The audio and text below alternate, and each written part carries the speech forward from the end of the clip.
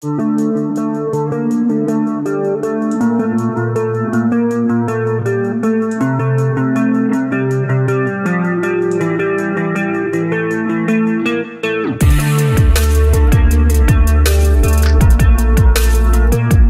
nous allons nous intéresser à la fabrication du chocolat. Pour répondre à nos questions, nous recevons Marilyn Lastiri, une professionnelle. Elle dirige la chocolaterie culturelle Purocao, située à Bligny-sur-Ouche. Bonjour Marilyn, bienvenue sur Radio Aléo. Buenos días, Radio Aléo. Les artisans chocolatiers choisissent leurs fèves de cacao avec soin. Quels sont vos critères de sélection ?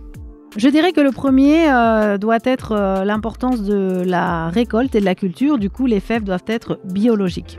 Et puis, il y a aussi beaucoup d'étapes dans la fabrication. Donc, avant d'arriver à Bligny-sur-Ouche, les fèves ont été récoltées, fermentées pour développer des saveurs, séchées, puis torréfiées. Donc, les fèves exportées sont de très bonne qualité.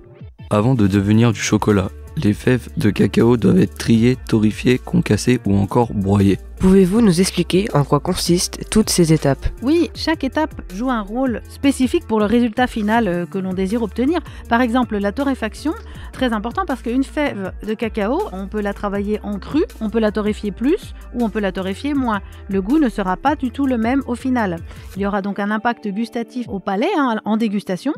Un autre exemple, par exemple le broyage ou l'affinage, appelé aussi affinage. La texture brute ou la texture lisse va affecter le goût au palais à la dégustation.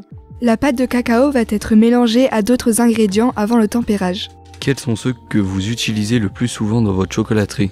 Alors effectivement, la pâte de cacao seule est non sucrée, donc il faudrait lui rajouter du sucre pour obtenir la recette du chocolat noir par exemple. Donc à la pâte de cacao, on rajoute du sucre. Dans notre cas, c'est du sucre de canne complet et on peut jouer avec les quantités. Donc ça, c'est l'ingrédient principal que l'on va rajouter dans la pâte de cacao, le sucre de canne complet.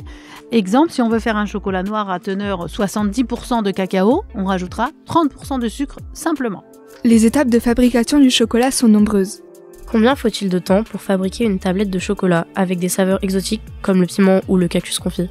Je dirais que la tablette de chocolat au cactus est la plus laborieuse à fabriquer, mais en général, à partir du broyage des fèves, là c'est déjà plusieurs heures selon le produit désiré, il faudra après le temps de faire le mélange avec le sucre qu'on le rajoute à la pâte de cacao, puis le mélange, dans ce cas-là des 4 piments si on veut faire une saveur exotique, et puis le tempérage, le démoulage, l'emballage, ça c'est moi qui le fais aussi, tout est manuel ici, nous n'avons pas de machine, et voilà.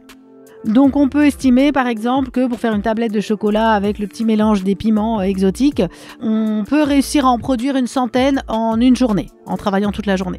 Le disque de chocolat brut est votre produit phare, comment est-il fabriqué ?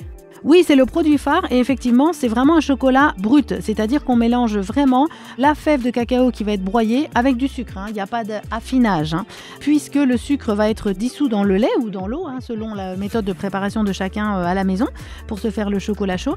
Et vraiment, c'est une masse très compacte. Je pense que c'est le produit, on pourrait dire, le plus rapide. On parlait de temps tout à l'heure dans l'élaboration des tablettes.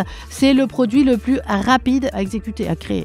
Merci aux dirigeants de la chocolaterie de nous avoir accueillis et de nous avoir donné toutes ces informations sur la fabrication du chocolat. Pour en savoir plus, rendez-vous sur le site chocolatpurocao.fr.